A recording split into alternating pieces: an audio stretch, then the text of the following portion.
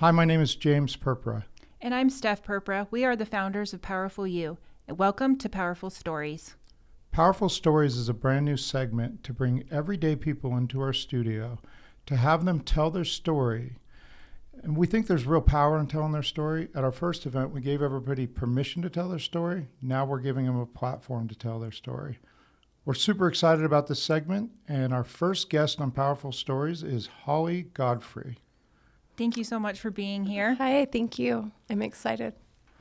Well, Hollie, thanks so much for coming in. I know this takes a lot to tell your story, and you know, we know a little bit about your story, so we're super excited to hear about it. So why don't you jump into your story, kind of start from childhood on, and we'll ask questions as we go along. All right. I often joke that I was just kind of born into a bad situation. Both of my parents were partiers. My mom died from alcoholism eventually, but her and my dad were both heavy partiers. He played in a band. She worked at a bar. And so it just feels like I was kind of given a bad start, I guess. Of course, I could have done whatever I wanted with it, but I played into it instead of pulling away from it. I mean, I guess you could question that, but I mean, what choice do you have? I mean, here's the people who are, everything to you, and this is the example they're setting. I mean, it seems like it's a very natural flow to move into, that type of situation. I mean, what were some of your earliest memories about partying, when you were super young, and when did you realize it was pretty dysfunctional?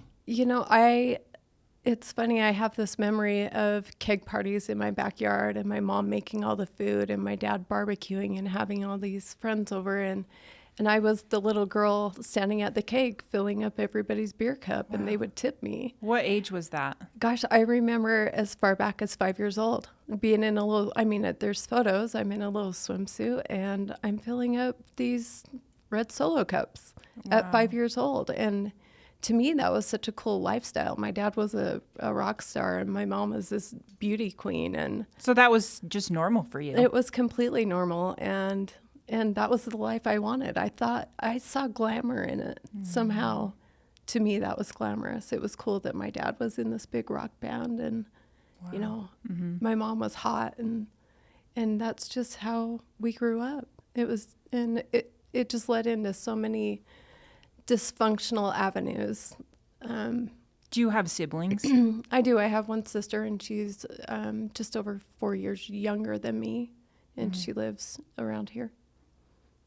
So. That's good. So what was the earliest age you remember actually starting to drink or those sort of things? Like 12 years old, I used to steal change from my parents, and I would have, my allowance or whatever, and I would sneak into Village Inn and sneak a pack of cigarettes out of the machine, and then maybe snag a beer or two from my parents and get my friends to drink it with me. So you started drinking and smoking at the age of 12? Yeah, well, I thought I knew what I was doing. Of course. Yeah. Yeah. And it just roller coastered from there. So do you remember, when you started drinking and smoking, was it because you wanted to be cool, you wanted to fit in, or was there some need that wasn't being fulfilled inside of you that you felt like, I need to escape from how I feel about myself? I don't think it was really a need to escape. I think it's that I saw my parents in this light of being really cool, and I wanted to be like them. I wanted to be the cool kid at school. And they were your role models. They were, and growing up in Utah, we all know how hard that is to have that type of family. Like, you're shunned a little bit, so there was only certain people that were allowed at my house, certain friends, because my mom smoked in the house, and it was just a really crazy lifestyle. I had a very similar thing when I was a kid. I remember I used to flick pot seeds at my brother while he was watching TV because they were all over the tables. Yeah. And so I really understand what you're doing, what you're going through. And so when did you get the attention you needed from your parents early on, do you feel like? Or was everything about partying? Were you left to the wayside? Were you trying to get attention? No, I think we got attention. When it came down to, like, our birthdays, my mom threw us the best parties. She made us these awesome cakes. You know, she was very artistic. Her hair was always done. You know, I don't think that we were starving for attention, but that changed when my dad started going on the road in his band. You know, they had a tour bus and everything. And when he started traveling and my mom worked at the bar, that meant that I was the mom in the family. So that meant that mom was passed out. You know, she'd come home at 2 a.m. or whatever after closing the bar. And I even remember seeing like white rings around her nose with her laying there passed out, thinking, that is so weird. Like, what's wrong with my mom? And of course, now I know, but Right. it was up to me to get my sister up for school and do her hair. And So I you were think basically just raising your sister. I was. And, you know, it's so funny. I think we lived on SpaghettiOs and raviolis for months. And then my dad would come home occasionally and, you know, maybe pay some bills. Maybe he'd send some money home occasionally. But it was hard. How old were you when that started happening? That was when I was 12. We lived in an apartment out in Layton. Took the bus to school. I remember standing out there getting my sister ready, and mom was just checked out. But I found out, you know, her and my dad were having major problems, and we didn't really know about all the financial troubles and the personal problems that they were having. So it all makes sense now. And they kept going till I was 15, and then they finally split. But it was a bad relationship the whole time. It was And how did abusive their and- split affect you? Well, I guess not too bad, because then I was my mom's best friend. So then I drank with my mom, and I smoked with my mom, and I did drugs with my mom. Your mom would give you drugs and She alcohol and did. cigarettes. She gave me my first line of cocaine when I was 15. And you thought that was cool? I didn't know. I remember not knowing what to think. She Did sent me she to offer school. it to you? Her thing was, I know you're going to try it. I would rather you try it with me than out on the streets. And the next day she made me go to school after we'd been up all night. And she sent me with a little bindle. And she said, take this to school. If you have a hard time, go do it while, you know, in the bathroom. While in school?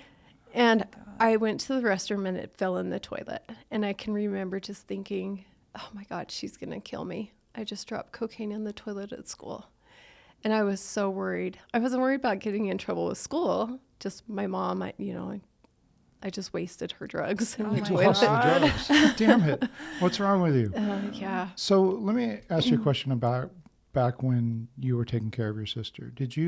Was there resentment at that point in time for having to do all that work? Did you look at your mom like I shouldn't have to be doing this? Do you feel like your childhood was robbed a little bit? I don't even think I realized that what I was doing wasn't my place. I think that it just gradually rolled into that role. You know, like, hey, go help your sister. Hey, do this. Hey, tie your sister's shoes. Hey, do your sister's hair. I think it just grew on me as I grew, and I just did it. I didn't even realize that I did it until adulthood, and I looked back and went, wow, I took care of her. Oh. You know, I really was the caregiver in the house at that point in time. So What was your self-esteem at?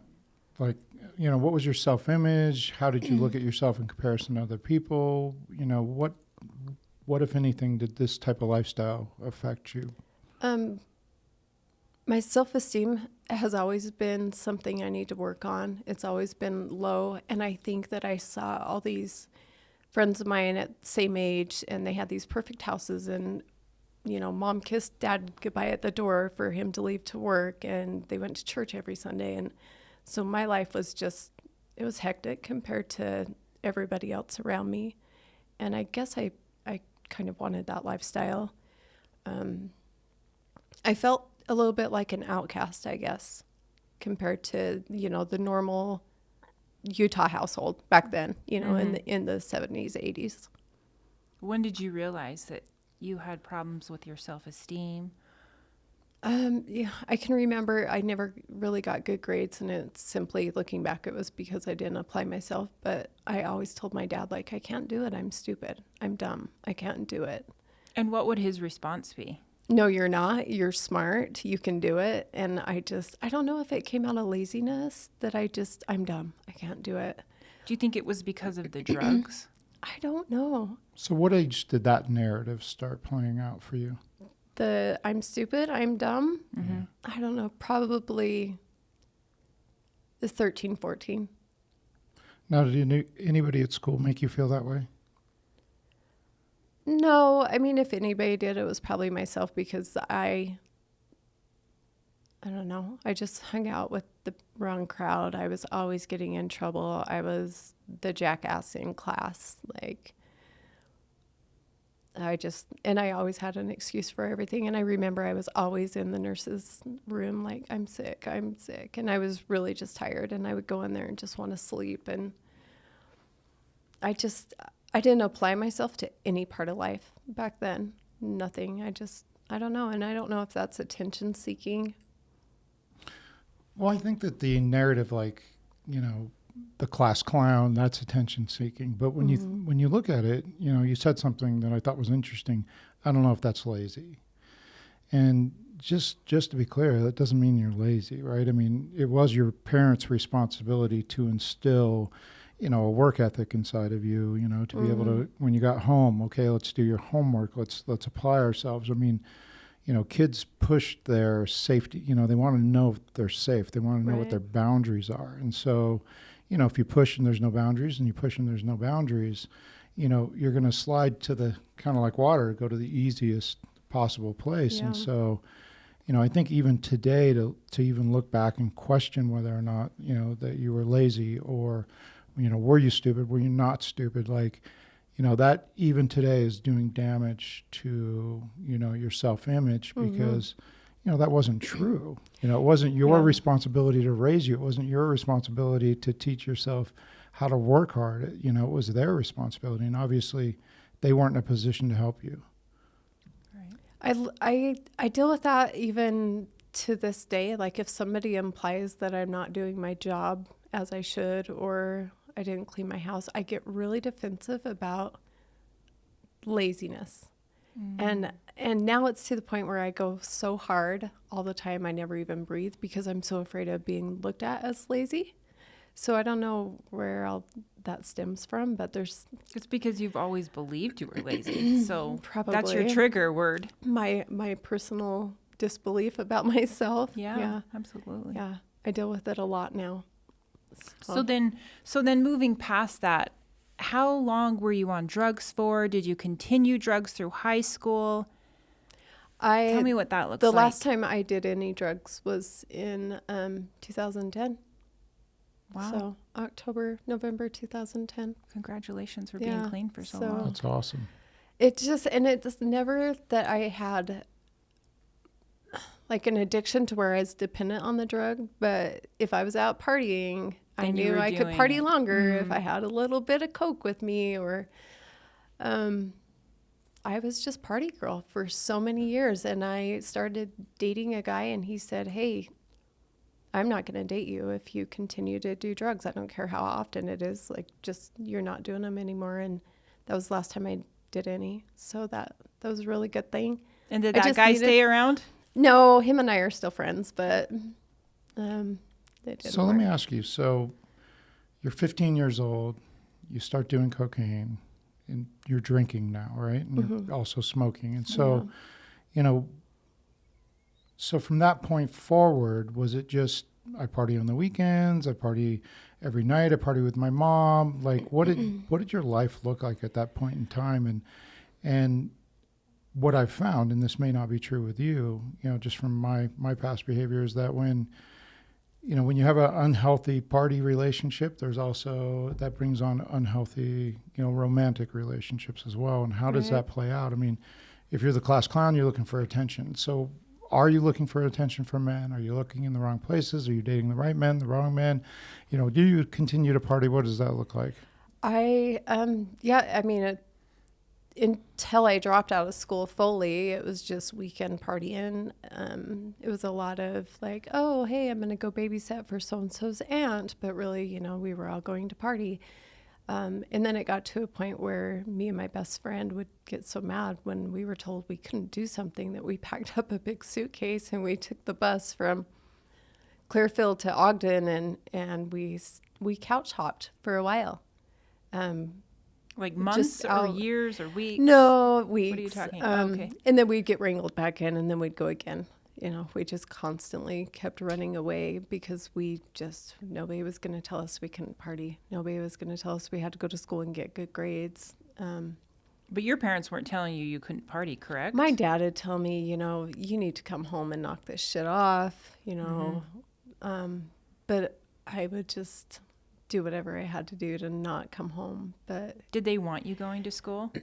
Yes, absolutely. My dad definitely wanted me going to school and getting good grades. He's always been one to be on top of that. And what about your mom? My mom dropped out and got married when she was 14. Wow. So there's another one of my excuses. Well, you didn't do it. Why should I have to do it? You're fine. You didn't graduate. So why? But my dad always encouraged me to stay in school and get good grades. And he did help me. When I applied myself, I did really, really well and got great grades. And he was always so proud. So it was in me. I just, for whatever reason, I didn't want any kind of structure like that, any kind of educational structure. Wow. So now getting clean, was it simply just that guy saying you can't do drugs anymore and then you stopped? I mean, what did that look like, that process of just choosing never to do drugs again and not drinking? I think, so drinking has only been the past couple years, and really, I'll have a glass of wine occasionally. I usually drink half of it and pour the rest out. The drugs, though, I think I needed somebody that saw something in me that said, you're better than this. Why are you doing this? You're crawling around with these low lives that you're so much better than. And he really did lift me up. He really showed me I was better than them. I was intelligent. I was pretty. I was a good mom. And it's like he pulled me out of the gutter. I had gone through my mom dying and a really ugly divorce when I met him. Oh. And so when did your mom pass away? She died in 2003, January, 7 days after my 30th birthday. So, and, we waited for years for that phone call. We knew she was going to die. She had cirrhosis. She'd been told, quit drinking or you're done. And she just couldn't quit. And I always, Mom, put the damn beer down. Why don't you love us more than you love the beer? How hard is it to quit? And she just couldn't do it. So she was in Lake Havasu, and we had to all fly down there and take her off life support. It was horrible. Being the oldest sibling, it was kind of put in my lap, well, you're the oldest sibling. She's not married. You've got to, this is your responsibility. Here's the paperwork. Go through it and sign it. So it was. Wow. And then at the same time, you said you're going through a divorce? So, no, my mom died in 2003. So I met my ex-husband right after her. And what I've learned through therapy is I was so codependent. And my mom was my little project I was trying to fix with her drinking. And so when she died, man, I picked up a guy that was spitting image of my mom with the drugs and alcohol and the shadiness and the laziness. And I didn't know until after I went to therapy, and she said, Hollie, you just replaced your mom with this guy. And I was like, oh my God, I did. He's a spitting image. Wow. So, and how long were you guys married for? We were together for 5 years. We got divorced in 2010. So the same year that I met the guy that told me to get off the drugs. So it was all good. He really picked me up and dusted me off. So, but. And you mentioned that you are a mom? I am. I have 2 daughters. I have a 20-year-old and a 26-year-old. Wow. And they both work at my work. So we're all 3 in the same building, and they're amazing. My oldest she just has a light bulb above her at all times because she's so damn smart. Oh, that's good. She's brilliant. So So that's good. You have a good relationship with them. I do. It's been hard and it's been rocky, and I put them through so much hell that I'll never forgive myself for. So especially with the drinking, I made an ass of myself so many times, and right there with them, you know, because I took them to all my concerts and took them on a cruise, and I was just such a shit show. Well, you must have done something right because you didn't repeat the pattern, right? I mean, they're Yeah, not drinking, right? Yeah, even when I was drinking, I always thought to myself, how am I going to stop this? Because my mom's mom did drugs. My mom's dad drank. My dad's dad drank. My mom drank. Like, where does it end? And I knew it had to be me. I didn't know how I was going to do it. And I'd see my friends quit drinking that I partied with for 10 years. And I think, how in the hell, like, how'd they do it? There's no way I ever thought they would do it. Mm-hmm. And I just knew something had to happen for me to leave that lifestyle. And almost 2 years ago, I was just like, I'm done. Like, I'm just killing myself. Right. And so you got so you quit high school, you dropped out when you said you were 15 or 16. 15. Right. And then you just partied with your mom and took these little road trips. And then, post-high, It was a mess. Once you became an adult, what did your life look like? Did you work? Did you not work? When did you have the kids? I was not good at keeping a job because everything was unfair. Like, why do I have to sweep the floor? Why doesn't so-and-so sweep the floor? I was just always a victim. With everything, I was a victim. And I stayed in the sign business for quite a while and going through different sign shops, and I stayed in the graphics business, but couldn't ever find anything that was just my niche and I was good at. And it wasn't until, God, to be completely honest, probably 2014, I got my job at Market Star, and they patted me on the back all the time, and they gave me all these tools to learn and to be a good employee and to be good at what I was doing. And it all kind of snapped, and I went, oh, wait, hold on, I can be good at something. And so I give them a lot of credit because they really gave me all the tools I needed to realize that I could be a good employee and do a good job. But we're 2019, so we're just talking 5 years ago. I mean, that puts me at 41 years old. I finally pulled my head out and but started getting my shit right? together. At least you did. I did. In that first year, I filed bankruptcy. I told my grandma, if you pay for this bankruptcy, I swear to God, I'll never need any help again. Mm-hmm. And the next year I bought a house, and then I bought a car, and then I bought a boat, and then I remodeled my house. And I was like, wow, I never thought I'd ever do this. Like, I have a nice house, and it's mine. Nobody paid for it. I did it. That's so it's great. been a really fun journey. Yeah. So it sounds like you were smart after all. Yeah. Surprise. Yeah. Turns out I was smart the whole time and yeah. just didn't realize it and wasn't lazy. And yeah, God, if I could go back and shake that little girl and tell her, like, because I think if I'm 46 now and I'm where I'm at now and I've got this knowledge, if I would have started this even in my 30s, where would I be today? Who would I be? What would you have told your younger self? God. 5, 4, 3, 2, 1. Yeah. Seriously, like, God, quit thinking about stuff and do it. Quit being lazy. Quit waiting for tomorrow. Quit procrastinating and playing victim. Like, I think playing victim is the worst thing you can do to yourself. And so I agree with that. My biggest thing I tell people now, and a lot of people don't like it, but I tell them, own your shit. It's your shit. Mm-hmm. Nobody can fix it if you don't claim it. If it's because I used to with my ex-husband, well, it's because I was married to Ryan. Well, it's Ryan's fault. Well, that's because Ryan did it. And then I thought, well, I married him. I knew what he was. We'd been together long before I got married to him. So I started owning all my shit, and my God, things started changing drastically really quick. Like, I didn't even have to put effort into it.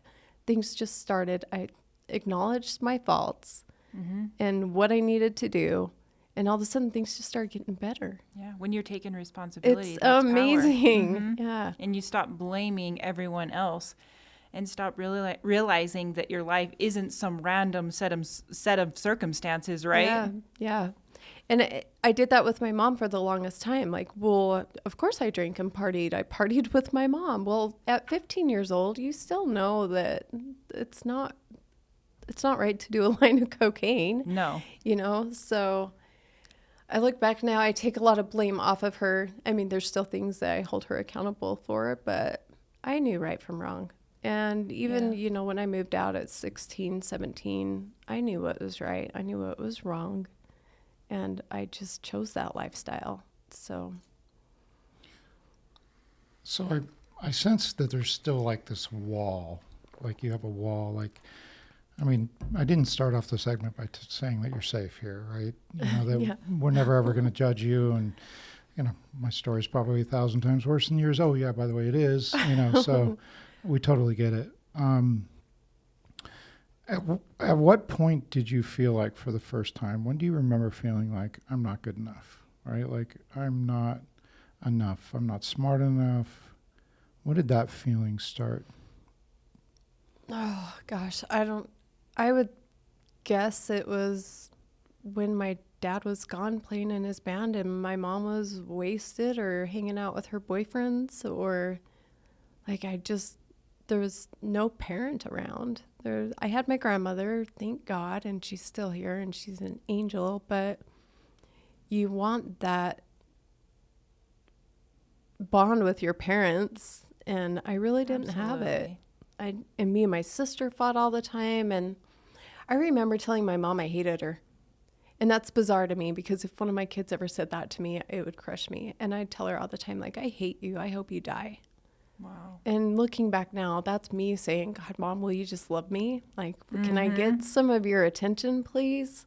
Well, and that's So, what it was, yelling something yeah. like that. You just really wanted attention. You I would wanted tell her her to I love hated you. her all the time. And I mean, to be a kid, to be 12 or 13 and tell your mom you hate her, that's some anger at such a young age. And I just wanted her attention. So, and I think till the day she died, it was the same way. 'Cause my birthday was on the 5th and she died on the 13th. And she didn't call me for my birthday. She called me 2 days later. And I was like, great, can't you remember your own daughter's birthday? You know, F you, Mom. And then found out that she had been, you know, in full organ shutdown. And that was why she forgot my birthday. But even at 30 years old, I still just wanted her damn attention. Yeah. So What about today? How do you feel about her today? Do you feel like you missed out? Like she's never going to be able to accept I feel you like or look at she you? missed out. My mom was like absolutely beautiful and intelligent and artistic. And now my sister has 7 kids and I have 2. And my mom missed out on all of this. Yeah. And yeah, we missed out too. Like we don't have a mom, but more so she missed out. Like there's so much happiness that she could have stayed and been around. Do you still struggle with the idea that you're not good enough today? Maybe you're not good enough for your daughters, or where are you at with that today? Not so much with my daughters. I don't know. Actually, the last year or so, I've found my worth. I've discovered that I am a lot more than what I've been treating myself as. So, and it's been the self-discovery road that I've been down. You know, getting the alcohol out of my life because, you know, I had some health problems, so that was my medication. It was drink until you pass out. I was such a binge drinker, and it was my goal to pass out at night. Oh, you And- wanted to pass out. Oh yeah, I wanted. You know, I didn't feel good for 15 years, and that's a whole nother story. But Is that something you want to talk about? Yeah, absolutely. Yeah. It's been the last year that I've started working on myself and listening to self-help books and digging as deep as I can personally into myself, you know, I'm sure I can't figure everything out on my own, but the past year or so, I've really changed and discovered, like, wait a minute, hold on. Maybe I can be this person. And I've kind of got this plan out in my head of who I want to be in 5 years. And so that's where I'm at now, and that's what I'm working towards. And it's a big goal, but I think it's a very reachable goal, and I think the prize at the end is awesome. So, Do you want to share your goal? I kind of want to be in the seat that you guys are in. I want to resonate with people that have gone through what I've gone through. And with that, there's breast implant illness that I just went through. Tell So us there's about all that. these women. I had my implants put in 2000, and about 2003 started noticing I had some health problems going on. Just didn't feel good, back problems, fatigue. When you Just- say you didn't feel good, did that start with like a cough, or did it No, start it with started with like just this body pain? feeling of not feeling well. Like just knew my body was off, my muscles hurt, my back hurt. I was tired all the time. So I started seeking out what was going on and saw doctor after doctor, and they're like, nothing's wrong, nothing's wrong. So I started doing my own research, and I came across a disease, a bone disease called ankylosing spondylitis. And I went into a doctor and I said, test me for this. And she said, why? What's your symptoms? Well, she tested me and I had it. But then that became a wastebasket. That was every time I didn't feel good, it was because of the AS. So Hollie, just deal with it. It's what you have. It's going to be lifelong. Here's your injections, do them once a week. Here's your regimen of medication, and deal with it. And it just kept getting worse. I kept getting more sick, to where my skin was yellow. And then, that's when I was drinking, and I thought, my liver is obviously failing. Mm-hmm. So I went in and had liver tests. My liver's fine. Kidneys are fine. Everything's fine. Nobody can figure out anything. Wow. And then I got tested for all the autoimmune diseases. They did a full ANA test. So it's all your antibodies. And I was positive for lupus and Hashimoto's and fibromyalgia. Rheumatoid arthritis. I was positive for everything. And they were just like, it's got to be false positives. This can't be. This is impossible, because I tested so high with all of it. And then I found out about breast implant illness through a friend, through my nail lady. And I did that research, and I called my friend that had hers taken out recently. And we compared stories, even to the point of I was driving down the street and my heart was doing this thing, and I pulled over at a gas station. And I told him to call 911. Our stories were so identical. And I thought, oh my God. Did you feel like you were having a heart attack at that moment? Yeah, and I'd had heart surgery. I had a problem with my heart in 2012 and had surgery, and so I was on heart medications, and I just knew I was dying. Inside, I told my one friend all the time, I have cancer and they can't find it. I bet it's stage 4. We just can't find it. I'm dying. Mm-hmm. And she'd say, Holly, you're not dying. You're fine. The blood work shows you're fine. And when I found out about the breast implant illness, I just had this like, oh my God, this is it. Get these things out of me. You just knew. I knew. Everything clicked. And I'm watching these videos online, and this doctor says, if you have ankylosing spondylitis, which I have, I carry the gene, you're highly sensitive to silicone materials. You should never be implanted with a shunt, a shoulder, a hip, or implants. Oh. Your body will break down. So I had him removed May 4th, and it's been an incredible, like, what are we on? You were just instantly better? Instantly better. I woke up from Wow. surgery, and my dad was there, and I said, Dad, I feel different. And he said, well, you look different. And the best way I can describe it is if you're looking out a pane of glass that's just dirty from a storm. Uh-huh. You can see out, but you can't, nothing's fine, nothing's clear. And then somebody clears the glass. That's what it was, Wow. waking up. Wow. I was That's like, so scary. Oh from my breast God, implants. I'm healthy. All of you people that told me I'm crazy and nothing's wrong with me and disassociated with me because you guys all thought I was nuts. Guess what? Like, I'm healthy now. And that's scary that you had to find it and then tell them to check was- that nobody had checked that. Yeah, and doctors won't. They make most of their money by putting implants in, not Right. taking them out. Right. The FDA just released news 2 days ago that this is real. it causes a certain cancer and it causes autoimmune diseases. And ironically, you take the implants out and the cancer goes away. Wow. Wow. So that, you know, I want to help women that have been down that path, or anybody that has had health problems and they get to the point of no return. And I was so suicidal and I was just done with life. And Yeah. I don't know that I would have made it one more week past, you know, the day that I found out about the illness. I don't think I would have made it another week. Wow. I think I would have done it. You must have been really depressed and really, really sick. When I had those pill bottles sitting on my nightstand every night, and I would just stare at them like, when's the right time? When do I finally do this?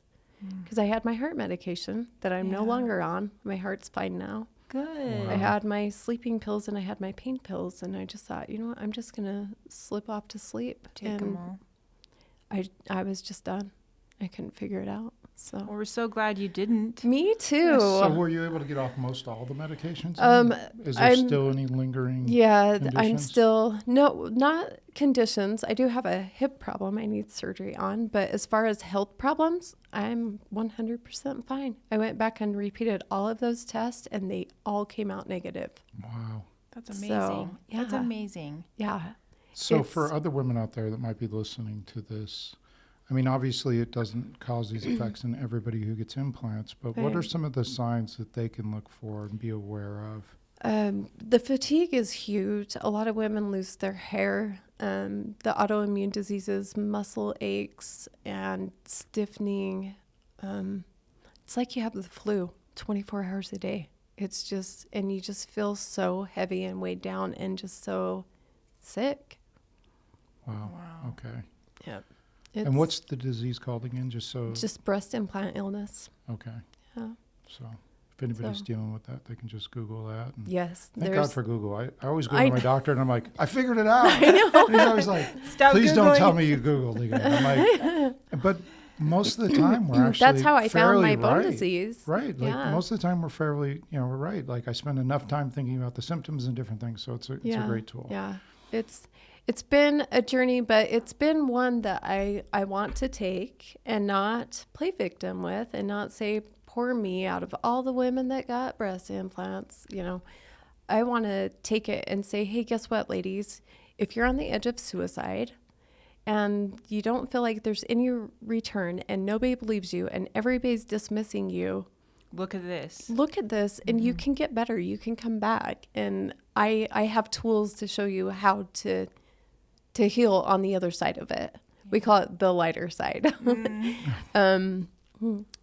I used outdoor therapy and I just surrounded myself with the outdoors every day after surgery. When I was able to get up and move around, I started riding my bike. I started hiking. I just found like this new beauty. Like, I'm not kidding you. Everything was just like, oh my God, that tree is so much prettier now. That's Because I'd been amazing. living in Wow. this dark. Depression. Oh, it was horrible.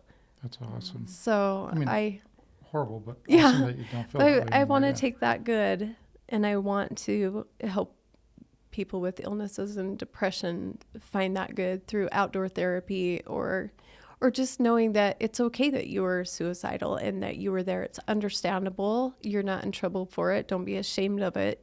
You're sick, Yeah. and sometimes things just get so heavy that we don't know how to handle it. And that it is an easy out. But man, if you're that sick for that long and you don't feel good and nobody's there to help you, then where do you turn? Because somebody that has cancer has everybody around them. They know what's wrong with them and they've got this medical team and they've got their family rallying. But if you're sick and nobody knows what it is, You're it's all just in silently your head. suffering in the dark. Yeah, you're Right. crazy. Nothing's wrong with you. Like, get over it. That's a scary place That's to not be. the best place. Like, oh, you're crazy. Like that's the worst. Yeah. So let me ask you, because you just brought it up again. So do you find that you still have to fight back the victim mentality today? Because I feel like that's a journey that never ends for most of us. Like it like creeps its way back in. It's like, I'm here. I find that sometimes I'll say something like, "Oh my God, I had to drive in that storm," and I'm like, "Is that playing victim?" And does that sound because I was a No, victim driving so in a storm often? actually sucks.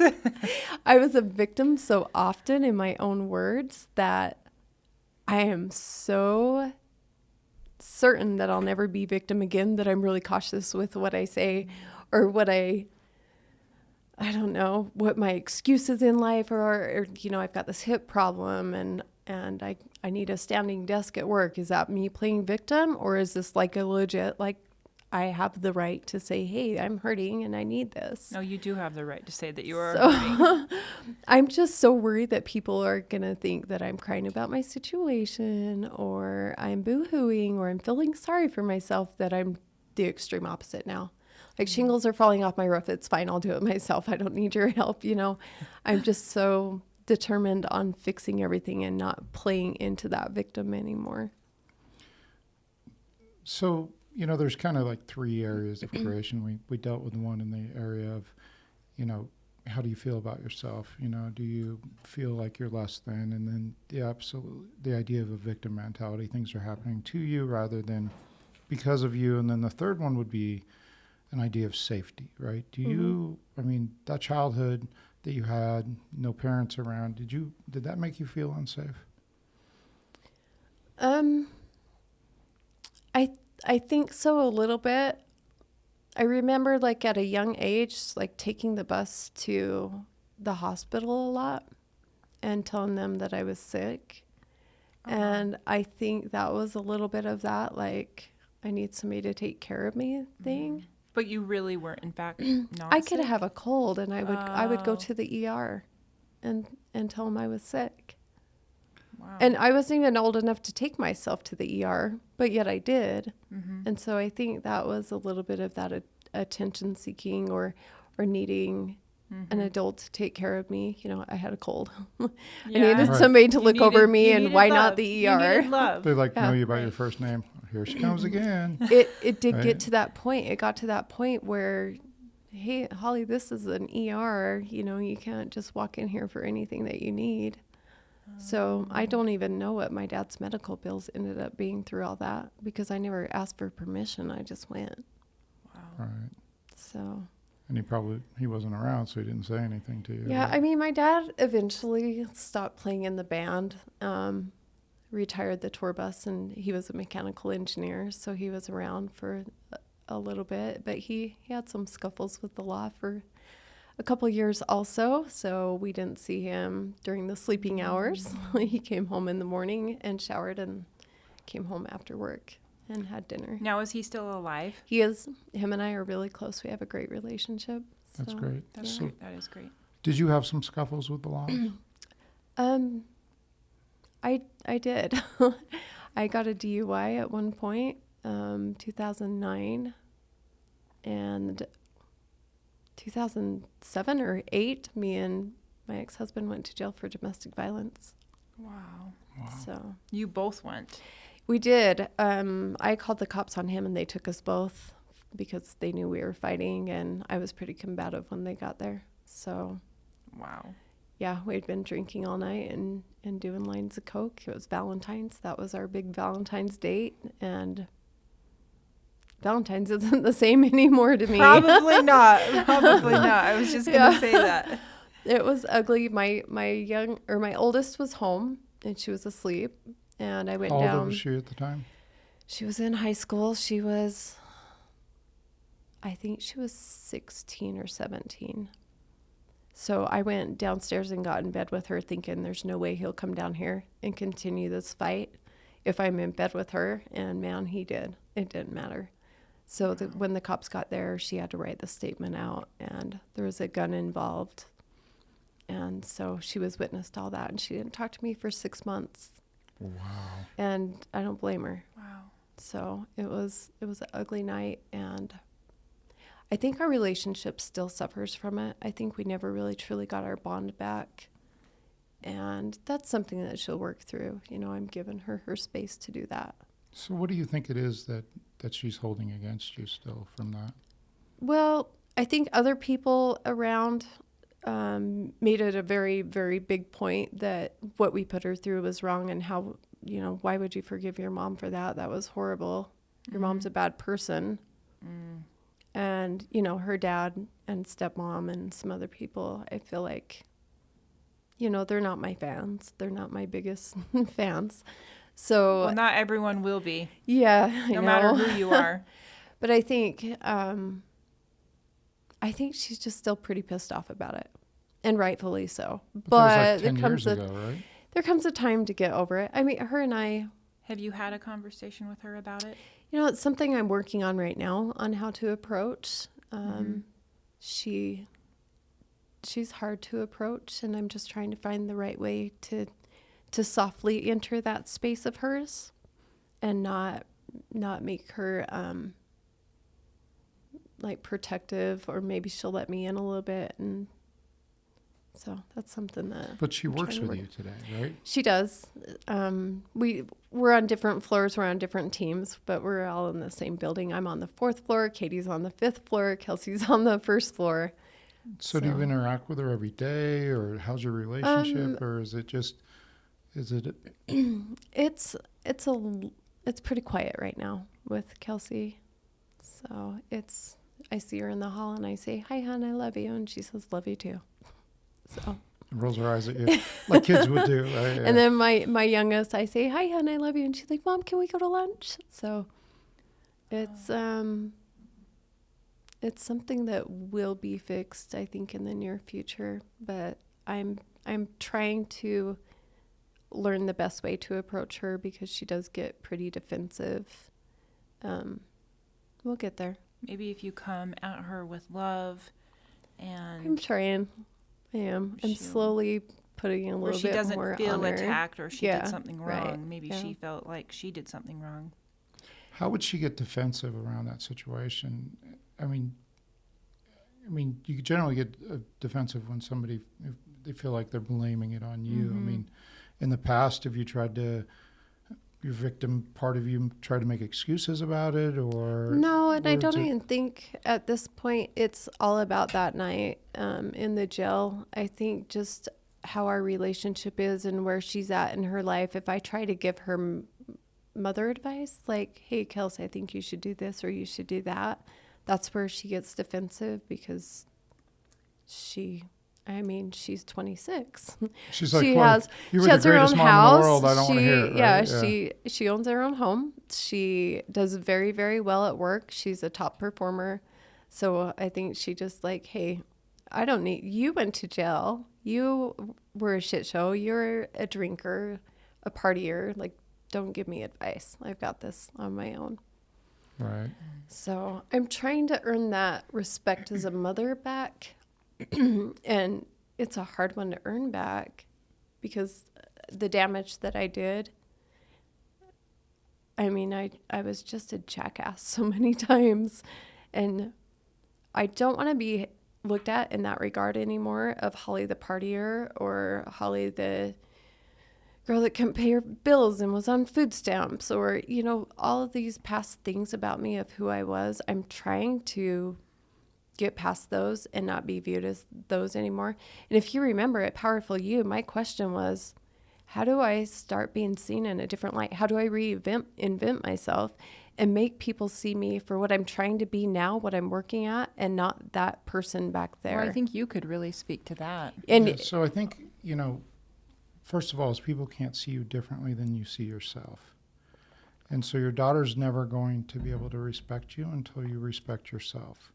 And so even when you refer back to who you were, that's still real for you, right? You're still the jackass. You're still the alcoholic, right? Right.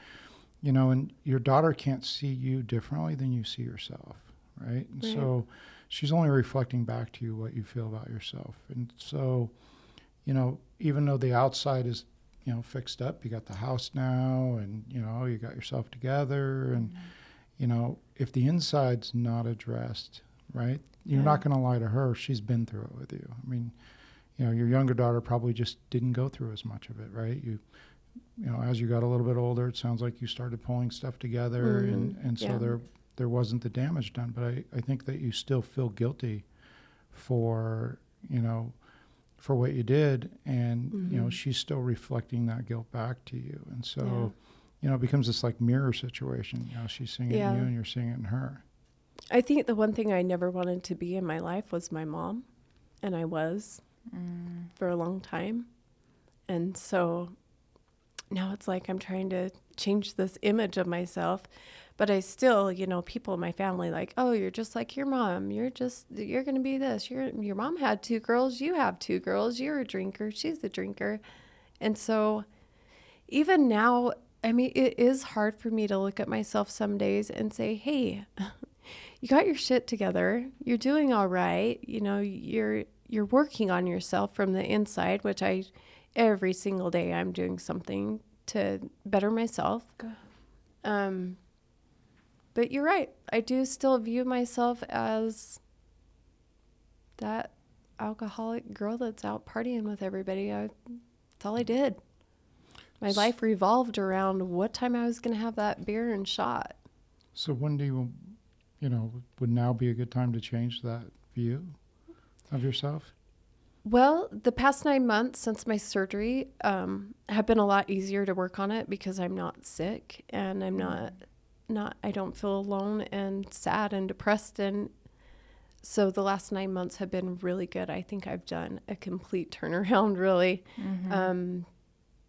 Going to Powerful You was a life changer. Really, I was like, oh my gosh, all this stuff I just learned about myself in 2 days. Wow. Right. That's And amazing. so it's been really good. I feel like I have come miles in the last 9 months compared to the last 4 years. That's awesome. So- And look, you should feel good about yourself. It's kind of funny because I had this meditation not too long ago.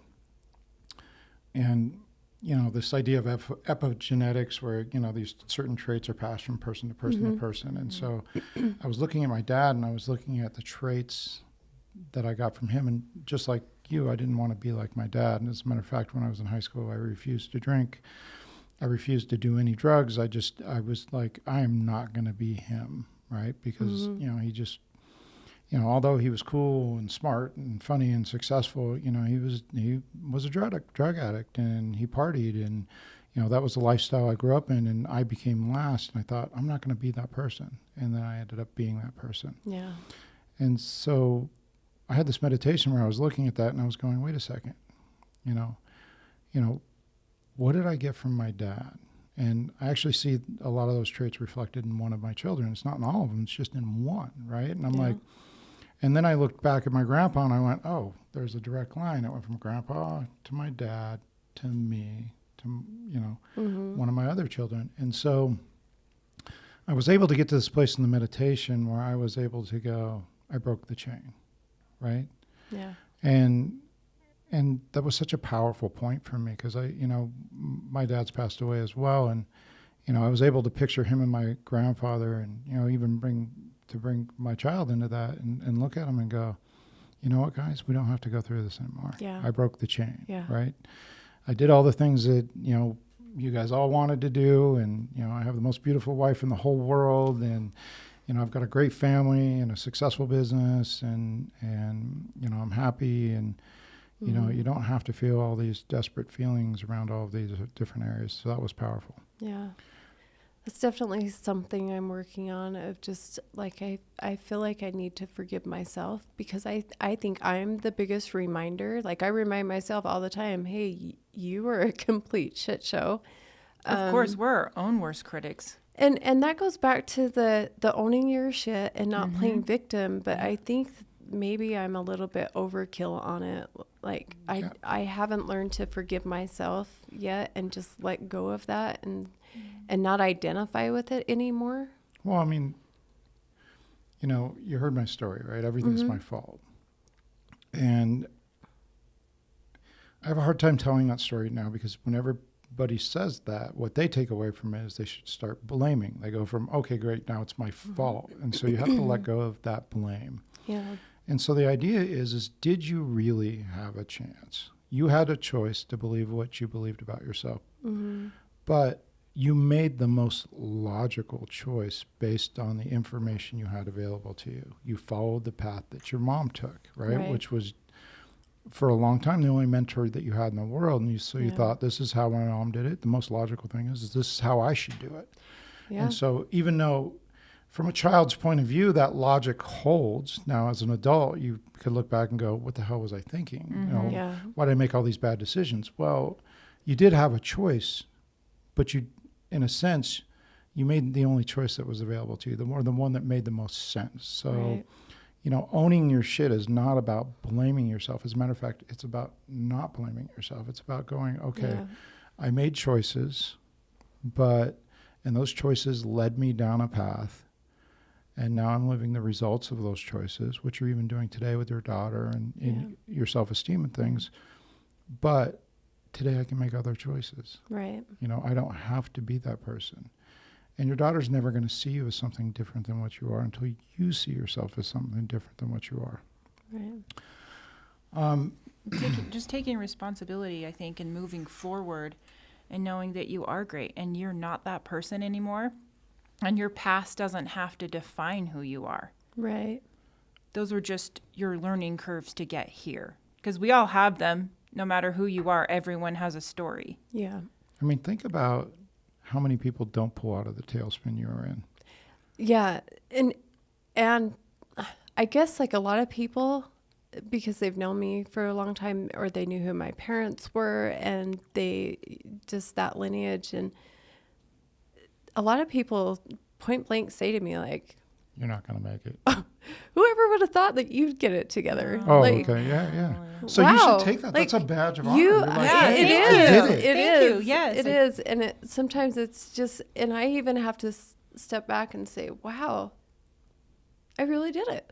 Like, I'm not going to die, because for a long time when I was drinking all the time, I would think to myself, my kids are going to go through the same thing I did. They're going to take me off life support, or I'm going to die, or what the hell am I doing? You broke So when the I chain. finally got past that, it's just amazing, like, to look at myself in the mirror and know that I wasn't completely wasted the night before, and I had to get an Uber because I was drinking, and then I have to get my car in the morning, and then I left a bar tab, and this lifestyle I had, it's over with. It's gone, and now I'm completely different, and now I want to help people.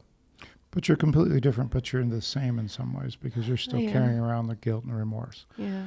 So, recently, we didn't show this at the event, we developed what we call an emotional integration technique. And what the emotional integration technique is that we go into your past and we essentially find where your emotional triggers are stored. One of the things that you have to understand about the mind is your mind cannot tell the difference between whether you're experiencing something for the first time or you're remembering it. And so when we talk about perception, how perception works is that your mind goes back into the past to find, situations that are similar to your current experience, to give the current experience its meaning. Mm-hmm. Well, the thing that they don't really explain to you is that meaning comes along with an emotion. And that emotion, these are the triggers. All of a sudden you're fine and then you're upset and you don't know why you're upset. I kind of describe it like, my kid spills his milk and I'm standing on the table screaming at him, and Steph's looking at me like I'm a psycho, and I'm like, the emotional reaction doesn't fit the situation you're dealing with. And so that's how perception works. Like, it just pulls the memory, and then the emotion comes with it. And so what the emotional integration technique is, it's a way to go in and identify where these emotions are stored. And so how I would describe it is that your emotions are actually stored in your body, not in your mind. Your memories are stored in your mind, but the emotions are stored in your body. And there's a lot of techniques like this. There's, somatic psychology, there's somatic meditation, and this is a meditation technique. And we're not doctors. We're not claiming to be. We're not claiming to be. But this has been a really, really powerful technique for us and for a lot of people around us. And this is a technique you can facilitate on your own. And, like I said, we're not doctors. So, if you are dealing with any depression or anything else, I would, invite you to seek professional help. But I'm happy to walk you through that and show you how it works so that you can start clearing out the emotions around I'm not good enough or I'm going to be this person forever. Because for me, it was like I was managing the different devils inside of me. Like, Yeah. it's not like the addict went away. He was still there. I just chose not to feed him, right? The angry Right. guy's still there. You know, I chose not to feed him. And, it was like about management. Right. Is that how it feels for you? Like you're managing different aspects of Yeah, yourself? in some parts it does feel that way. And I've been trying to figure out just on my own what little triggers I have and why I feel certain ways that I do. And I've been doing a lot of like looking inward and saying, okay, is this caused from like something my mom did or my dad or some event I went through? And so I'm absolutely interested in that because I don't know how to work on those things inside me, and I don't know how to pull them out. So Do you know what your triggers are? I think I do, but I'm not sure because I feel like I'm just grasping at something to link. Like, okay, maybe that's why I feel this way, or so I don't know. So we know what triggers you hate it when people say you're lazy, True. right? Yes. Okay, so why don't we do a little experiment? We'll just play with this, and Okay. I will warn you. There's some tissues over there. Sometimes this yeah. situation can get rather Well, emotional. if anybody in this room's gonna get emotional, it's the crybaby over here. That's So- okay. That's okay. Steph will probably join you at some point, so we're okay. So, here's what we find is that, your emotions are stored somewhere in your body. And so can you bring up the anger that you feel when somebody calls you lazy or you feel like you're lazy or something along that lines? So if I said, look, you're lazy, right? The only reason you're not 10 years where you want to be in 10 years from now is because you're lazy. Does that bring up an emotional reaction in you? So let me put it this way.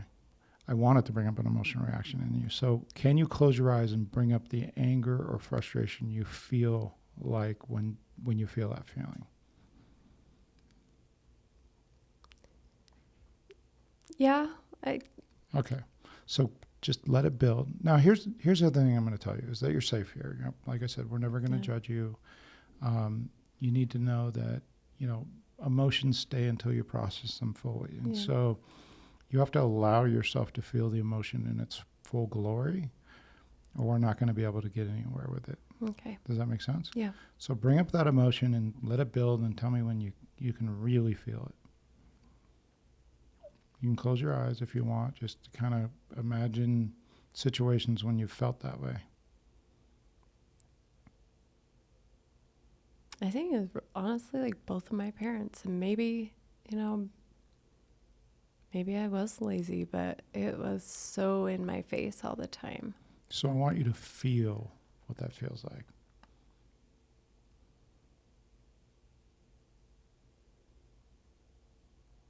Can you feel it? Yeah. Tell me where in your body do you feel it?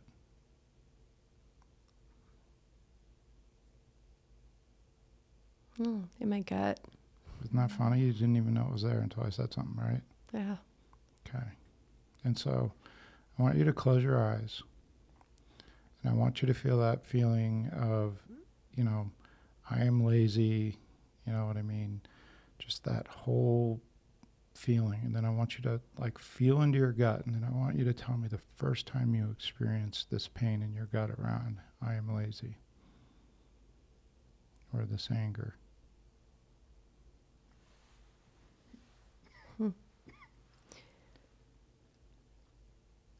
Me and my mom and dad had to do a letter to each other. Back in those days when I was packing that suitcase and running away, they threw me in a rehab.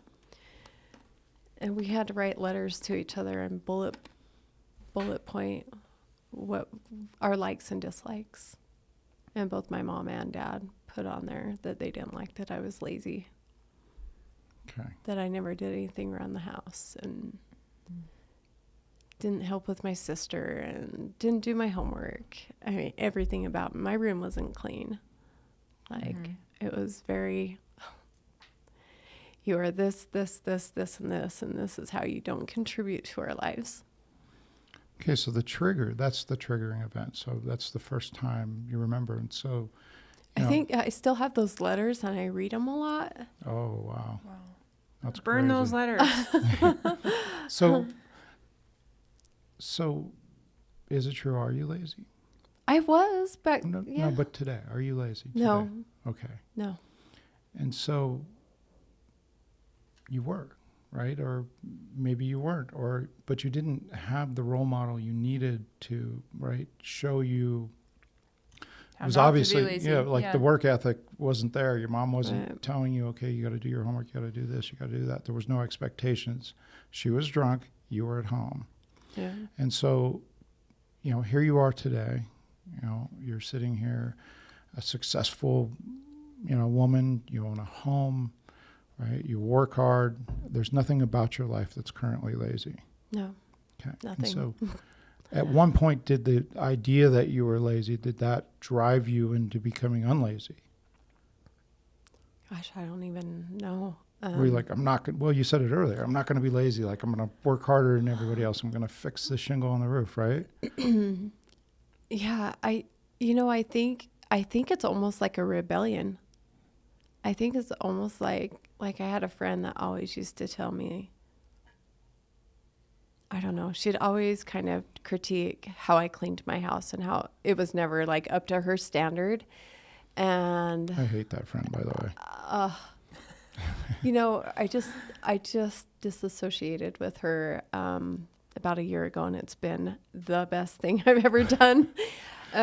Kicking people out of your sandbox is really freeing. Yeah, isn't it? Like, I really think this comes from rebellion of people telling me what I am, and I'm like, oh no, I'm not.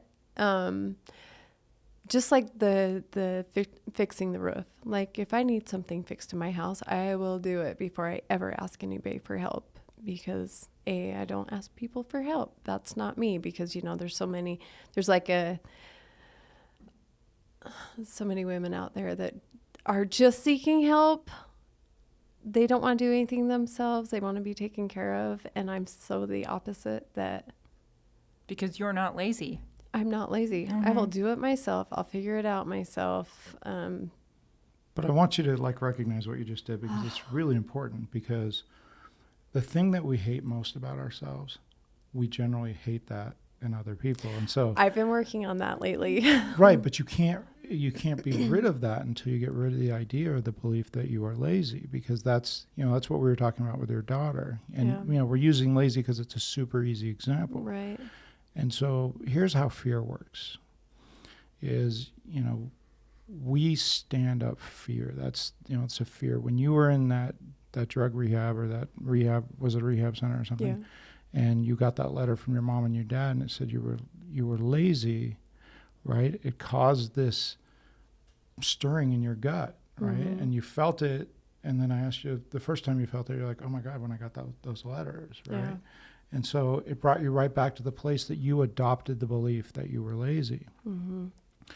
And so, we adopt beliefs because of situations that happen to us, but those beliefs may no longer be true. But their triggers still are true. That's why the friend who tells you your house is a mess, or you're not cleaning to my standards, or anytime somebody might even mention the fact that you're lazy, right? Like, it brings out this reaction, and you like, okay, you just hit my trigger, it's on, right? I cleaned my kitchen last night at 10 o'clock because I felt like I had been lazy during the weekend, because I really took it easy. And I was like, I haven't even cleaned this weekend. So 10 o'clock last night, I got up and cleaned, because I didn't want my weekend to be viewed as lazy. Right. But when you adopted the belief that you were lazy, at some point, that served you, because you're like, okay, well, now I know what I don't want to be. Right. And that belief moved you forward. Mm-hmm. But now that belief is only causing you pain, right? Because it's causing, you guilt, or you can't even leave your kitchen, I'm sure it wasn't even all that dirty, right? So, are you ready to get rid of the belief that I am lazy? So that you I don't am have that absolutely emotion. ready to get rid of that. Like, that little, 90-pound 14-year-old girl. Like, I want her gone. Like, I don't want to feel like her anymore. And I do. I often, like, just my own view of myself, like the picture in my head that I have of myself isn't what I look like right now. It's her. Right. Okay, so close your eyes again. Okay. Bring up that belief. I'm lazy. Let me know when you can feel it in your gut.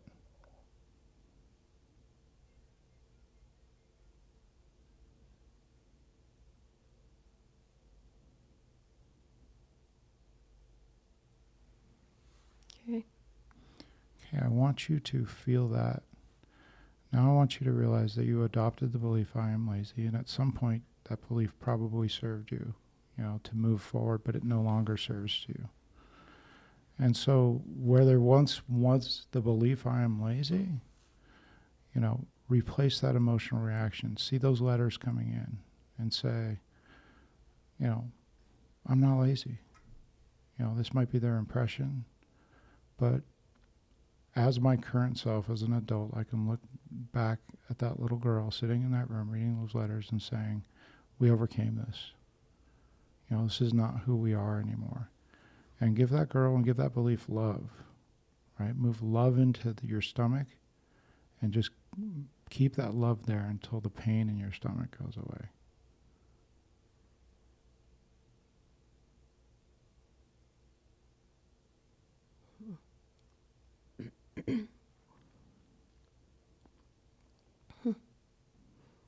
Is it going? Mm-hmm. Okay. So I want you to see how hard, do you feel like you're breathing a little bit deeper? It's like the pictures that I have in my head just now. It's really weird what my mind comes up with and how I view that, and how, I'm sure we all have a different way of those words coming through and everything, and it's kind of crazy. So tell me what those look like. It's kind of silly. It's not silly. It was me with holding one letter on each card and kind of like marching through with those words. So That's great. I don't know. I don't know great. where that came from, but it's kind of, when people go and stand outside a building and fight for their rights, it was kind of that type of situation. That's great. So, Oh, that's great. So, everybody demonizes fear, these days, but fear really is our greatest protector, right? That's Yeah. the whole reason for it. And even our ego to a certain point, the first time we were made to feel like we weren't good enough, we thought, oh my God, then I need to become something different. So we spin up our persona. yeah. And then when that's not good enough, we spin up another one, we spin up another one, we spin up another one to try to get accepted, which is a level of safety. And so you Right. didn't get acceptance from the person you needed it the most from, which was your mom, right? And so because you didn't get accepted from her, I'm guessing just by your story, you've been chasing acceptance ever since. And the acceptance you're seeking from your daughter is the acceptance you need to give to yourself, right? Because nobody can give you that acceptance. You can only give that to yourself. Does that make sense? It does. It's like a mind game, though.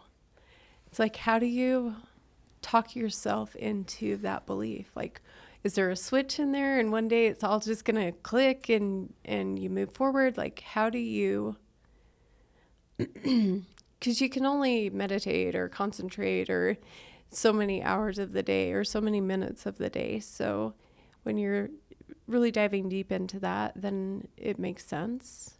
But the rest of the time when you're at work and your boss isn't happy or, whatever may happen, like, how do you keep that belief at the forefront and not let other outside, like, negative things overpower that? Because I feel like some days I'm on top of the world and I feel like I'm going to go forward with this new business I'm starting and my beliefs and my, my self development, and then something bad will happen and man, it just knocks me down, and then I'm trying to drag myself back to that spot. What about writing affirmations in a book? What about writing down everything that you think is great about you, and then when you're upset, you're looking at all those things and you know who you truly are. I'm Hollie. I am great. I am amazing. I can do this. I'm badass at my job or whatever it is Yeah. that you're down on yourself. What if you have it in a book and there it is.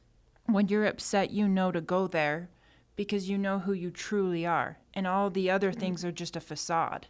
I feel like sometimes I wonder if my perception of myself is much bigger than what it actually is, and maybe like So I'll pull back a little bit, like, well, maybe I can't do this. Maybe Those I'm insecurities reaching, are coming maybe in. I'm reaching for the stars a little bit, out of my reach. Or So let me Those tell you. insecurities are coming in saying that you're not good enough, and you need to know that you are good enough to reach for those stars. And we can go a little bit deeper. That was just the lazy Yeah. thing was so easy because you Right. threw it out there. So we can go a little bit deeper, but let me tell you how perception works. Is that your perception, makes an assumption about your current situation, right? And an assumption always comes along with, judgment and expectation, And so I love when people say, well, I live without an assumption, because you can't live without an assumption because that's the way your mind works. So you cannot change the future in the present, right? You Right. can only choose to see the present differently. But that present doesn't go back and rewrite the past. Right. And so in order to change the future, you have to go into the past. When I took you back to the point when you got those letters, what you did was you actually changed the past. And how you change the past is that you imprinted a new emotion on an old situation. So the next time, unbeknownst to you, that your mind goes back and pulls that memory for a current perception, that it doesn't come along with the emotional triggers that it used to have. And so the key is figuring out your emotional triggers. And you can only do that in the present. So what happens is that, if your boss says something, or, your boyfriend says something, or, your daughter says something that really upsets you, why do the things that upset us? Well, we knew why the idea of laziness upset you, right? Mm-hmm. And we know that you don't feel like you're enough, and you don't feel like you're, good enough. And by the way, nobody does. So welcome, don't feel alone in that. But we can go back and address the feelings of that. And so along with laziness, what are some of the other triggers that really upset you? I mean, obviously your daughter is a big one. This idea of that you're not a good enough mom, or you weren't a good enough person, or right, that you somehow should feel guilty for, who you were and who you are. What else really affects you? I think where I judge myself on being a mother is just as bad as somebody accusing me of being lazy. And I know it comes from a place that, back when I was partying and I was going out all the time and I was making my older daughter watch my younger daughter, and I wasn't a good mom then. Like, I was a good loving mom, and I took care of them. I provided.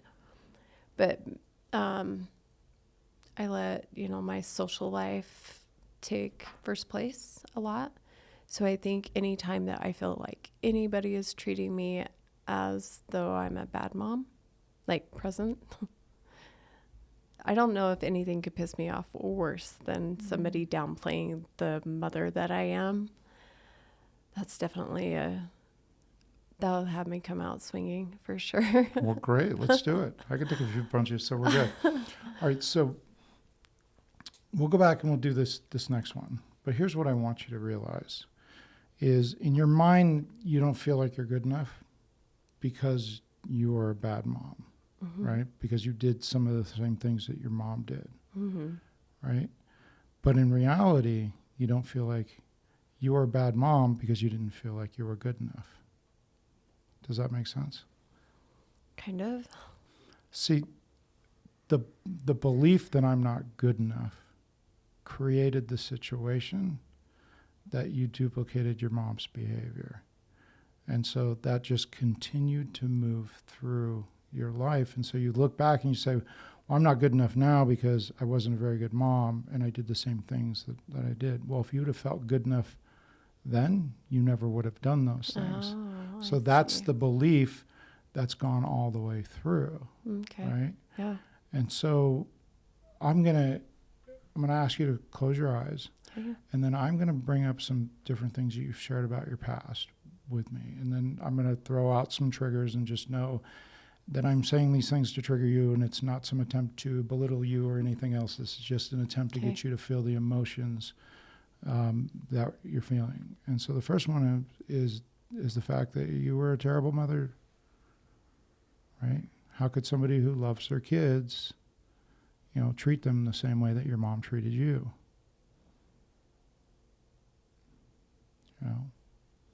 Your mom loved alcohol more than she loved you. She didn't care enough about you to stop drinking, and she always chose partying over you and your sister. You were left to take care of your sister. You were left with this burden. You weren't safe. Nobody was there to protect you. And you continued feeling that way for the vast majority of your life, that you weren't good enough. You weren't a good enough mom. You weren't a good enough person. Tell me when you can feel all that. Oh, I can feel it. So tell me in the different places in your body that that's showing up.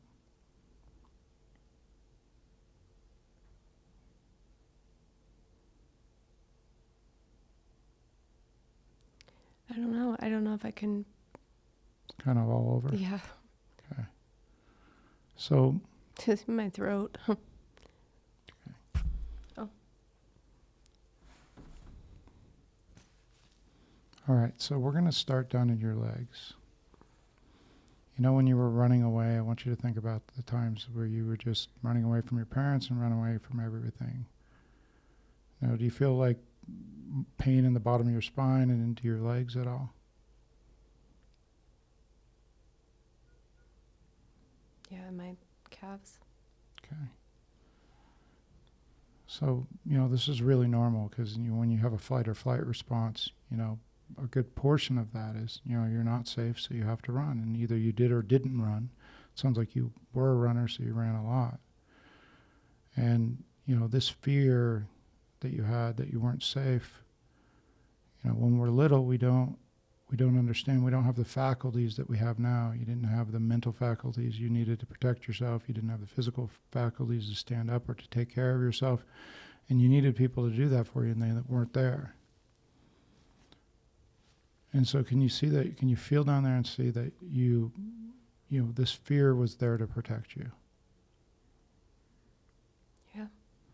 Okay, so what I'd like you to do is I'd like you to honor that fear and thank it for protecting you when you couldn't protect yourself. And to release it and say, you no longer need it, that you are a fully capable human being. It's capable of protecting yourself. It's capable of taking care of yourself. And just honor it and thank it until that pain in your legs goes away.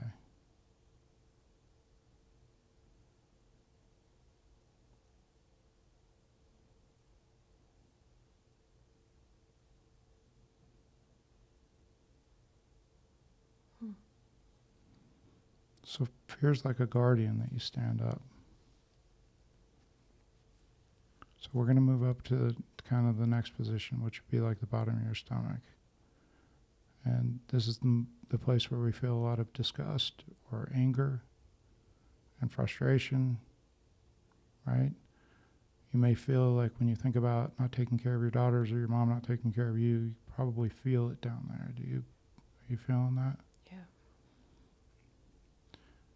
Okay, again, when you were young, you believed that you weren't good enough because you weren't getting the love that you needed, and that's why you would go to the hospital when you thought you were sick, or you would seek attention from people. But you needed that attention, but you no longer need that attention because you are safe and you are good enough. The belief that you weren't good enough was always a lie. And so I want you to look down, again, into your stomach. And I want you to look at your younger self, that person who adopted that belief, and say, we made it. We're on the other side. You are smart. You are beautiful. You are funny. You are good enough. You don't need to feel that way about yourself anymore.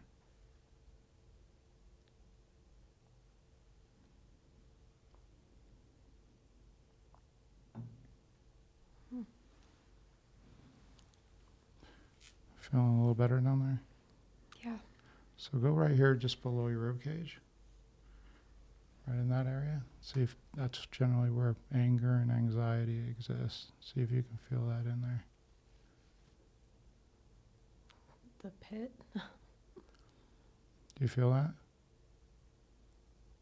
Yeah. Okay. So anger was a great protector for you. It kept you safe when you needed it. Right? I'm sure that you've always been a fighter. Yeah. Always had an anger issue for sure. Okay, so I want you to close your eyes and I want you to feel the anger there. So it happens to be where your adrenal glands are. That's why all the anger you feel the anger down there.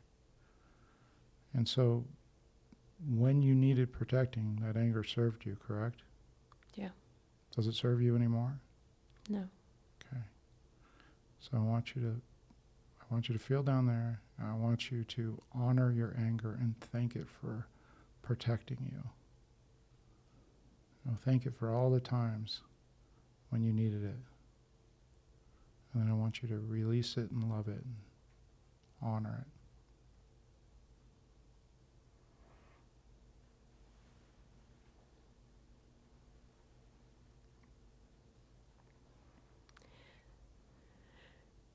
It's crazy to have so many memories of violence come up, like violently fighting with my mom or my sister or yeah. But you don't need that anymore, right? Right. But now looking at it as it was a form of protection, it's protection. different. It's a lot different to look at it that way instead of just I was, You were protecting I yourself. was pissed off. You were protecting yourself. Yeah. So now I want you to feel your heart.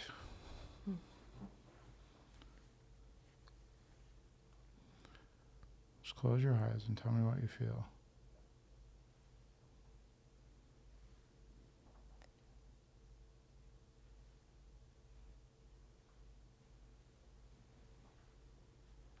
I don't know. I guess there's a little bit of, I don't know, a little bit of sadness. Like pain there, right? Yeah. Like your heart's broken. Yeah.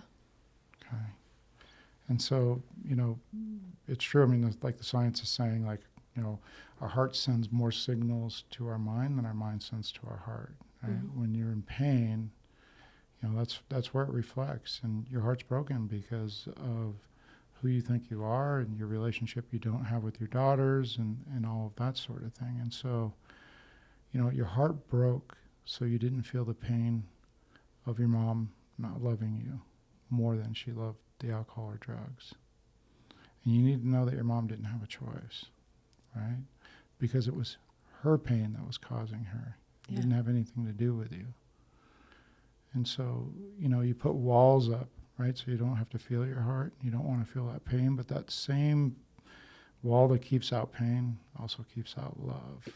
And so the feeling there is there to protect you. So honor it, thank it, and release it.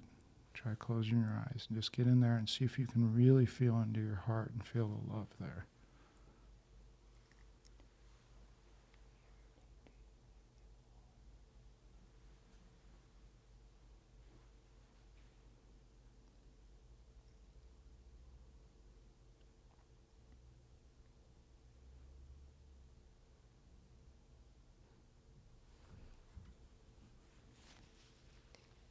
Some different feelings coming up for sure.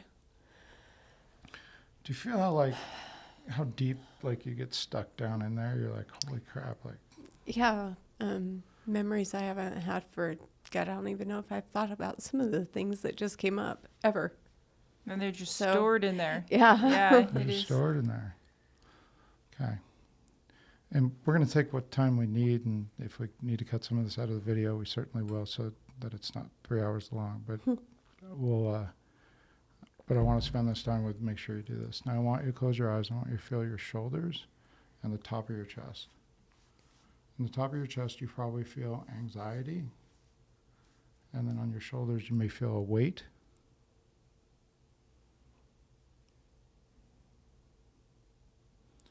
And then you may feel some pain in your arms.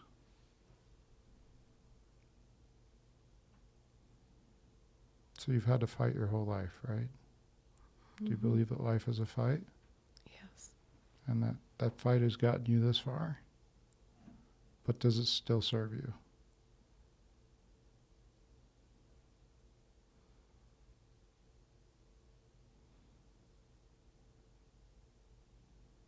Do you think that anxiety is the best fuel? No. Okay. But when you needed it, it was there, Yeah. right? And you probably feel the weight of the world on your shoulders, right? But you don't need that weight anymore because you made it. You're on the other side. You're happy. You're safe. You got a great life. Your kids are safe. And so I want to give you permission to, let your arms relax. Life doesn't have to, you don't have to fight anymore. The fight's over. Let the anxiety go out of the top of your chest. Anxiety is not the best fuel. Love is better. And know that you don't have to carry this weight around anymore. You made it to the other side. And just sit with it for a minute and just breathe through it and just allow whatever feelings come in to come through.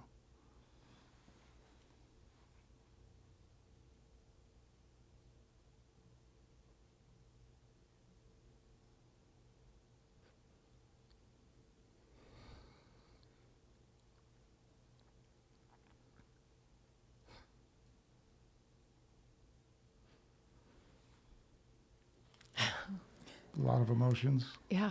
That's a good smile, though. You feel like, I could see you breathe like, wait, I can breathe again. Yeah, I just have so much about my mom. Yeah. You gotta let that go. Find something to honor and love her like she did the best she could with what she was dealt. Just like you're doing the best you can with what you were dealt. I just have a hard time because if I can do it, why couldn't she? Wow. That wasn't her path. Yeah. My kids better be feeling how much I love them. Well, they will as soon as you feel how much you love yourself. I meant that in a smart-ass way. You're like, they have no idea what I did for them. Damn it, I broke this pattern. But it was hard. But it doesn't have to be a fight anymore. Okay, so we're almost done. We got just a couple more areas. Okay, I want you to go into your forehead and your brain. I want you to see if you can feel like a fog in there.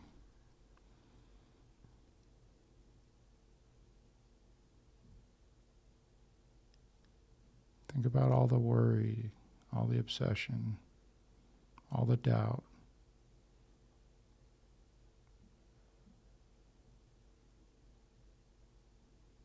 Do you worry a lot? Constantly. Okay. Do you feel that in there? Mm-hmm. Okay. And so that worry was there to help drive you forward. But it's also based on everything in your past. And so we're releasing the stuff from your past, so you don't need to worry anymore. So I want you to honor it, thank it for making sure that you got shit done, but now you don't need it anymore. And just clear your mind and totally release that and let your mind be clear.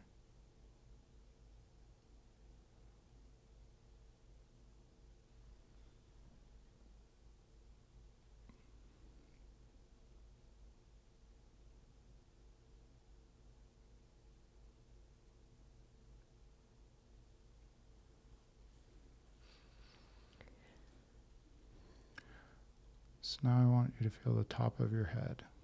Yeah.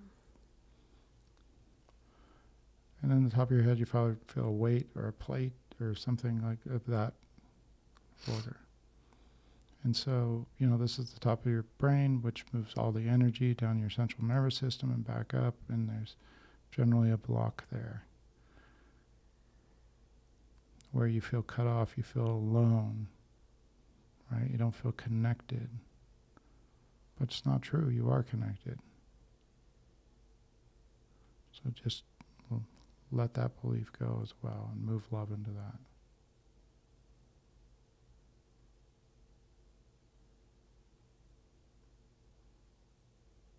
And then feel the energy move from the top of your head all the way down to the bottom of your spine.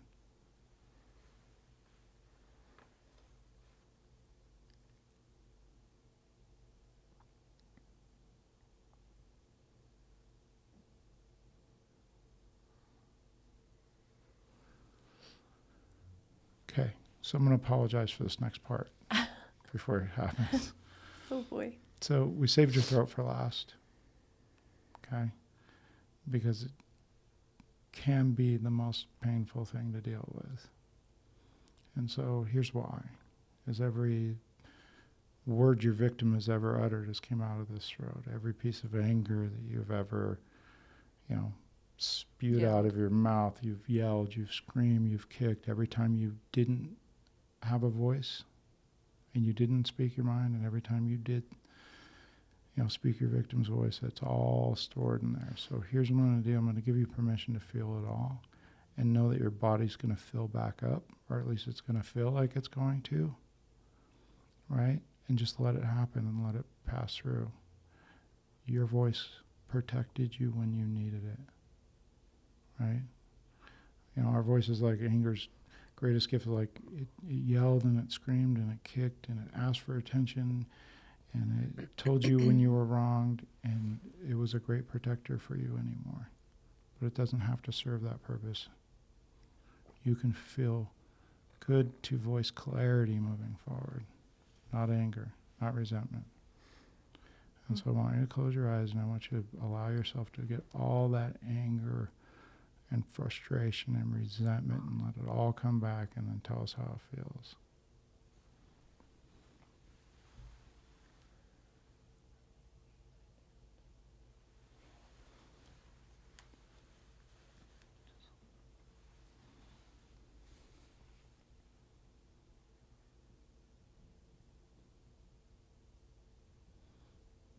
Can you feel it? Yeah. Does it feel like your throat is closing? Actually, yeah. Yeah, that's what it feels like. Oh, there's just so much. You're so mad, right? At so many people. Yeah, when I did this with Steph, she's like, I just want to punch you in the face right now. That's true. Right? Okay, so Oh, gosh. your voice was your greatest protector. When you screamed, it was only to protect you. When you were a victim, it was your ego's way of protecting you. But you don't need it anymore. So release it, honor it, and thank it, and let all the pain and anger go once and for all. The truth needs no defense. There's no need to defend yourself because you were always good enough. And just release it.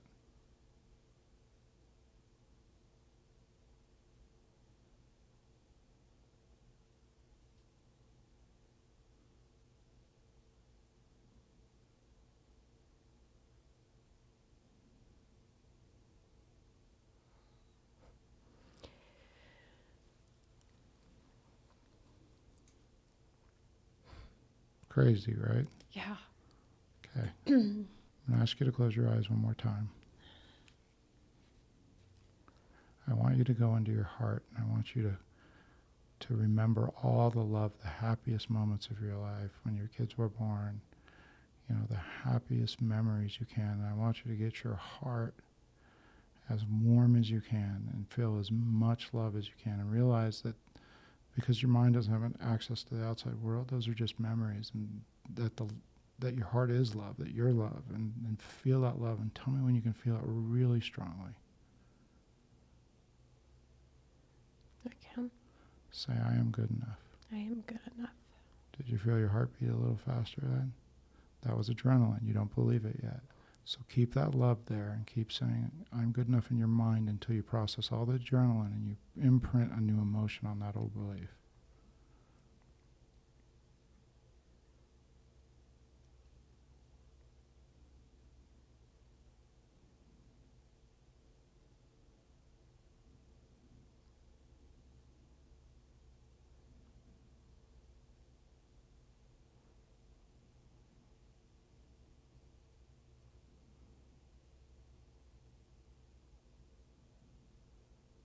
until all there's left is love.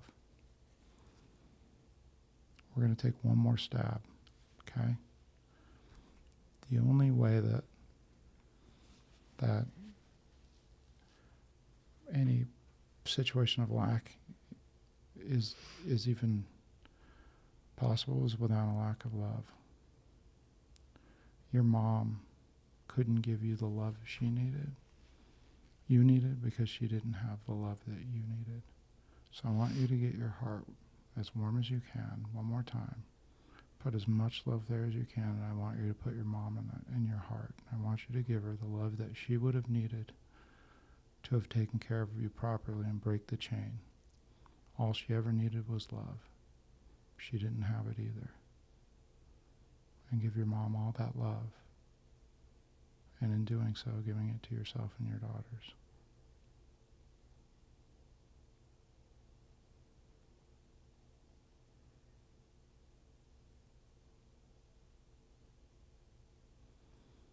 And it probably hurts. Just sit with it until all you can feel is your mom's memory and love, and just until you can see her smile and thank you.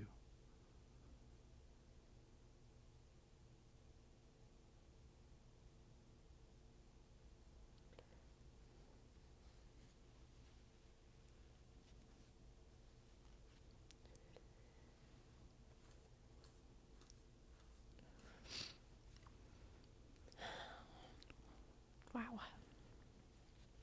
How are you feeling? Emotional. But you're letting it all out. Mhm. It doesn't have to be there anymore.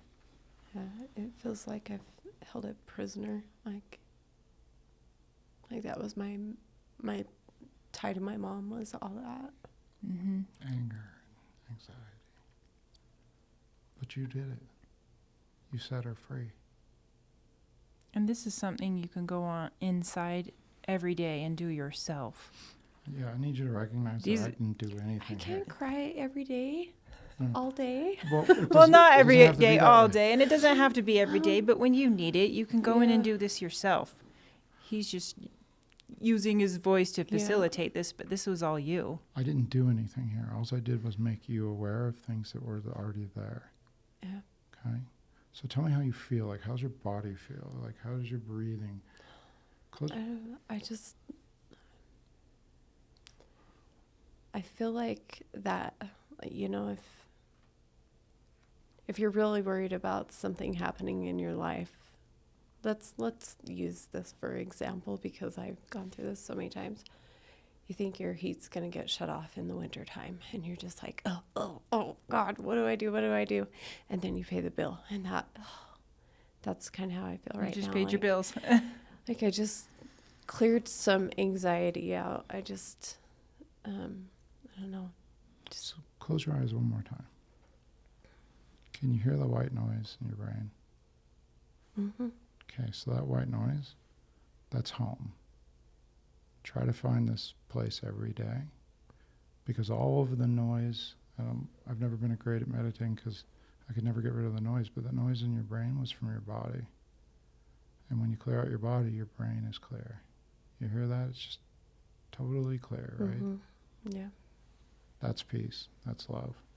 Mm.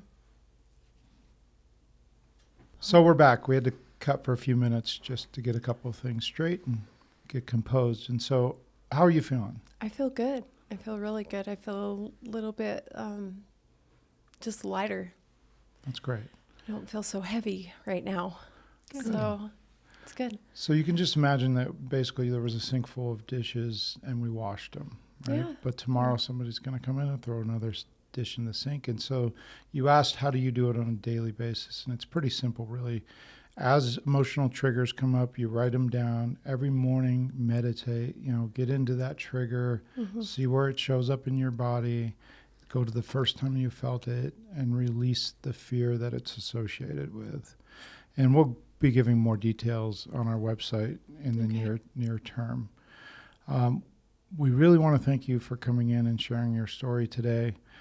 It's a great story, and it has a lot of power, and we're so glad that you're open to sharing it. It's an amazing story. Wow. Thank you. And you made it through, and that's even did. better. I did. And I feel like the future looks really good for you.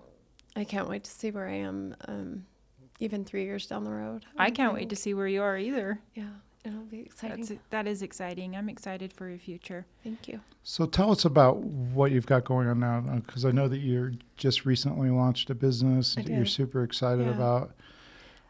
So it's called Beautiful. So it's the word beautiful spelled with Utah. It's a hashtag a lot of us use here in Utah if we're out, sightseeing or hiking or doing any outdoor activities.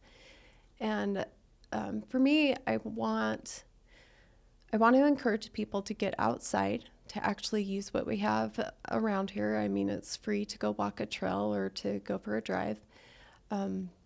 I want people to use it as therapy, because that's really how I got through those darkest moments. Like after my surgery, I had to get outside. And when I was feeling that doom and gloom and I was feeling depressed, I'd force myself. I'd put myself in my car with my tennis shoes on, grab a bottle of water in my backpack, and go hike or jump on my bike and go for a ride. And I really felt that it turned my viewpoint around on life. Like when everything was dark and if you can picture like seeing everything black and white, nothing was pretty, nothing in color. And I'd go jump on one of those trails. Everything just brightened up for me. And I just want to help other people going through illnesses or depression or whatever it may be. Find what I found. Find beauty everywhere you look. You just actively have to look for the beauty to find it. Take those Absolutely. blinders off. And fresh air and sunshine, right? Fresh air, sunshine. Yes. Quit hyper-focusing on all of the bad stuff in your life. And so I put together a little business. My first outing will be hopefully in April. If everything goes well, April, we're going to take a bunch of people down to Zion and go hike and talk around the campfire and just really introduce people to a different way of thinking about bad times. That's That's amazing. great. Thank Yeah. you so much for being here and sharing your Thank story you. with us. And where can people find? So it's just, it's beautiful.com. So BeautahFul.com. Great, and you have T-shirts and I different have things you're T-shirts. I selling. have shirts for every outdoor activity: skiing, snowboarding, rock climbing, fishing. Then you brought anything- me the wrong shirt. I wanted a snowboarding Oh, shirt. we'll get you or one golf. then. You can do golf or snowboarding. We'll get you one. No, it's great. She brought us all shirts today, and we want to. Oh, wow. We want to thank you for coming in. And, That's amazing. Thank you. And she's got some beautiful gear. I And really hope that I can, even if I can help one person here in Utah, look at things differently and maybe get them out of that dark spot. That'll be worth it to me. I think Absolutely. And sharing your story will help someone. I hope so. it's going to help a lot of people I because it hope was an so. amazing story. I didn't think I'd be here today. I really didn't. I mean, whether it be alcohol that ended it for me or myself ending it, I just didn't think I'd be here today. So Well, we're so glad you are. thank you. Thank you, Holly. Thank you so much for sharing your story. Thanks It for was having so me. powerful. I'm excited to be part of this. So.